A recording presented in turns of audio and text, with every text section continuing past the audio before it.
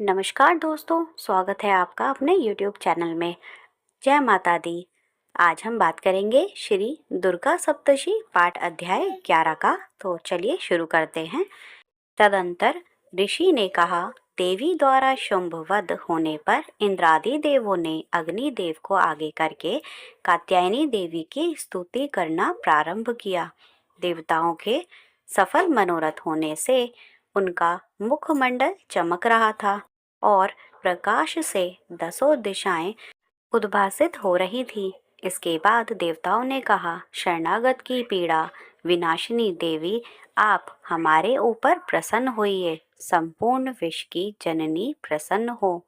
हे विश्वेश्वरी, इस समस्त विश्व का परित्राण करो। देवी, तुम ही निखिल ब्रह्मांड की एकमात्र अधिष्ठात्री हो। इस विश्व की आधारशिला तुम ही हो, क्योंकि पृथ्वी के रूप में तुम्हारी अवस्थिति है। हे देवी, तुम्हारा पराक्रम अतुलनीय है। तुम ही जल के रूप में स्थित होकर समस्त विश्व को तृप्ति प्रदान करती हो। तुम अनंत बलशालिनी वैष्णवी शक्ति हो। इस संसार की करुणा रूपिणी परामाया तुम ही हो। हे देवी, तुम्ही ने इस संपूर्ण जगत को मोहग्रस्त कर रखा है। तुम्हारी कृपा होने से ही जीव पृथ्वी पर रहकर मोक्ष का अधिकारी बनता है। हे देवी, तुम्हारे भिन्न भिन्न रूपों में जगत की संपूर्ण विद्याएं निहित हैं। इस विश्व की समस्त नारियां तुम्हारी ही प्रतिमूर्ति हैं। हे जगत जननी, तुमने ही संपूर्ण विश्व को व्याप्त कर रखा है, अतः तुम्हारी स्तुति अकथनीय है। तुम सभी अतुल्य वस्तुओं से परे तथा परावाणी हो। तुम स्वर्ग प्रदायिनी एवं मोक्षदायिनी के रूप में सर्वस्वरूपिणी हो, अतः तुम्हारी स्तुति इसी में समाप्त हो गई। तुम्हारी स्तुति के लिए इसके अतिरिक्त दूसरी बात और क्या हो सकती है। प्राणी मात्र के हृदय में बुद्धि रूप से स्थित स्वर्ग तथा मोक्षदायिनी नारायणी देवी, तुम्हें हमारा नमस्कार है। कला कष्टा आदि रूपों से कर्मश परिणाम की ओर उन्मुख करने वाली तथा विश्व के उपसंहार में समर्थ नारायणी, तुम्हें हमारा प्रणाम है। हे नारायणी, सभी मांगलिक पदार्थों को देने वाली तुम मंगलमय हो। तुम ही कल्याणकारिणी शिव स्वरूपिणी हो। समस्त पुरुषार्थ को प्रदान करने वाली शरणागत वसला त्रिनेत्रा और गौरी हो। तुम्हें मेरा अभिवादन है। तुम उत्पत्ति पालन एवं संहार की शक्ति भूता सनातनी देवी, गुणाधार तथा सर्वगुण संपन्न हो। हे नारायणी, तुम्हें मेरा प्रणाम है। शरणागत निरात्रियों दलितों आदि की रक्षा में तत्पर एवं समस्त कैलाश नाशिनी नारायणी देवी, तुम्हें मेरा प्रणाम है। नारायणी देवी, तुम हंस गुण होकर ब्रह्माणी के वेश में कुश मिश्रित जल का पोषण करती रहती हो। तुम्हें मेरा नमस्कार है। महेश्वरी रूप से त्रिशूल चंद्रमा एवं नागों की धारिणी तथा वृष पृष्ठ पर आरूढ़ होने वाली नारायणी देवी, तुम्हें मेरा प्रणाम है। मयूरों तथा कुकुटों मुर्गों से आवृत महाशक्ति धारिणी कोमारी रूप से स्थित निष्पापे नारायणी, तुम्हें मेरा नमस्कार है। शंख चक्र गदा एवं शयायु धारिणी वैष्णवी शक्ति संपन्ना नारायणी, तुम मेरे पर प्रसन्न हो। तुम्हें मेरा प्रणाम है। हाथ में भयंकर चक्र लिए पृथ्वी को अपने दाढ़ों पर उठाए हुए वाराही रूप वाली कल्याणकारिणी नारायणी, तुम्हें मेरा नमस्कार है। दानवों के संहार में नरसिंह रूप से उद्गत तथा त्रिलोकीय रक्षणी नारायणी, तुम्हें मेरा प्रणाम है। दाढ़ों के कारण विकराल मुख वाली मुंडमाला से विभूषित मुंड मर्दानी चंडिका रूपिणी नारायणी, तुम्हारा मैं अभिवादन करता हूँ। लक्ष्मी, लज्जा, महाविद्या, श्रद्धा, पुष्टि, स्वधा, ध्रुवा, महारात्रि तथा अविद्या रूपिणी नारायणी, तुम्हें मेरा नमस्कार है। मेधा, सरस्वती, श्रेष्ठा, ऐश्वर्य स्वरूपा पार्वती, माँ काली, संग्रामशीला तथा सर्वधात्री नारायणी, तुम्हें मेरा नमस्कार है।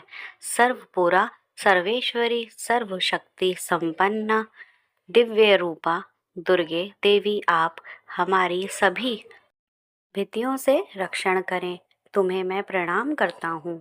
हे कात्यायनी, त्रिनेत्रों से सुशोभित तुम्हारा सौम्य मुखमंडल संपूर्ण भयों से मेरा त्राण करे। तुम्हें मेरा नमस्कार है। भद्रकाली ज्वालाओं की लपट से प्रज्वलित अत्यंत भीषण एवं संपूर्ण दानवों का संहारक तुम्हारा त्रिशूल हमारी रक्षा में समर्थ हो। तुम्हें मेरा प्रणाम है, जिसकी ध्वनि संपूर्ण विश्व में व्याप्त होकर दानवों को शीहर कर रही है।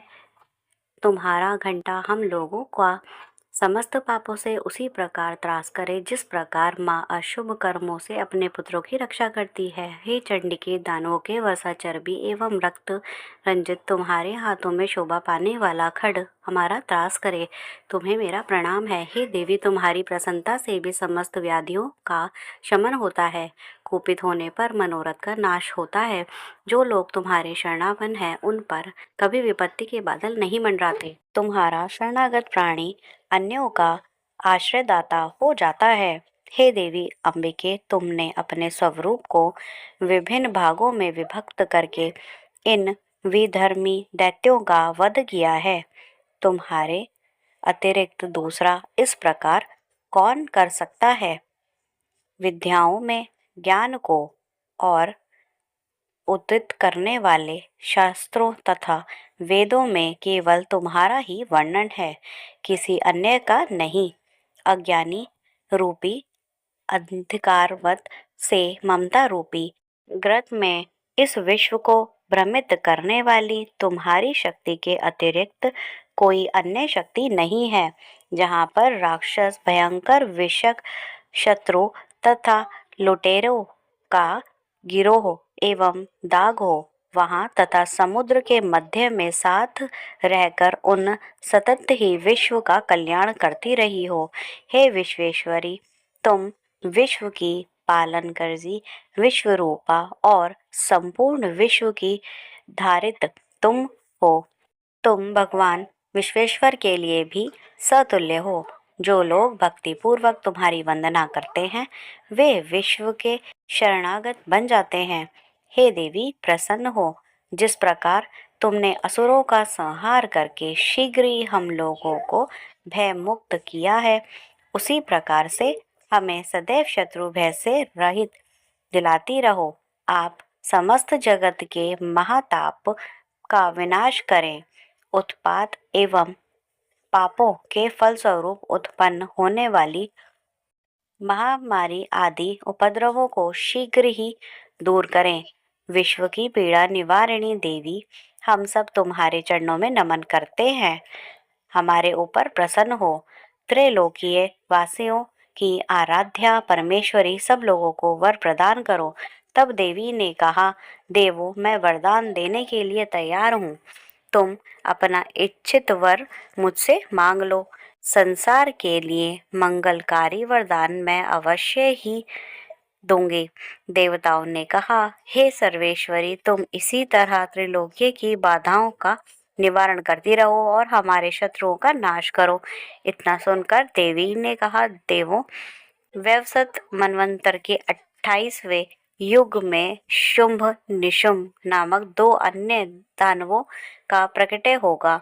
उस काल में मैं नंदगोप की पत्नी यशोदा के गर्भ से अवतरित होकर वंध्य पर्वत में वास करूंगी और उन दोनों कथित दानवों का वध करूंगी। इसके अंतर्गत मैं पृथ्वी पर भयंकर रूप से अवतरित होकर वह प्रचित नामधारी असुरों का संहार करूंगी। दैत्यों को अपना आहार बनाते समय मेरे दांत अनार पुष्प की भांति लाल वर्ण के हो जाएंगे। इस कारण स्वर्ग के देवता और भूतल के मनुष्यगण सदैव मेरी स्तुति के समय मुझे रक्तदिका नाम से संबोधित करेंगे। इसके बाद जब पृथ्वी पर 100 वर्षों तक आवरक्षण का प्रकोप रहेगा, तब मुनियों के स्तवन से मैं भूमि पर आयोनिजा नामक रूप से प्रकट होंगी। उत्पन्न होते ही मैं मुनियों को शत नेत्रों से देखूंगी। तब सभी दानव शाताशी नाम से मेरा गुण वंदना करेंगे। देवों, उस समय मैं अपने शरीर से उत्पन्न शाकों द्वारा ही संपूर्ण विश्व का भरण करूंगी। वर्षा न होने तक वे केवल शाक द्वारा ही जीवन धारण करेंगे। इस प्रक्रिया के कारण पृथ्वी में शाकंभरी नाम से मेरी प्रसिद्धि होगी। उस अवतार से मैं दुर्ग नाम महादानव का वध करूंगी। इससे मेरा नाम दुर्गा देवी के नाम से विख्यात होगा। फिर जब मैं भीम रूप बनाकर मुनियों के रक्षार्थ हिमालयवासी दानवों का भक्षण करूंगी, उस समय सभी मुनि वर्ग भक्ति पूर्वक मस्तक झुकाकर मेरा स्तवन करेंगे।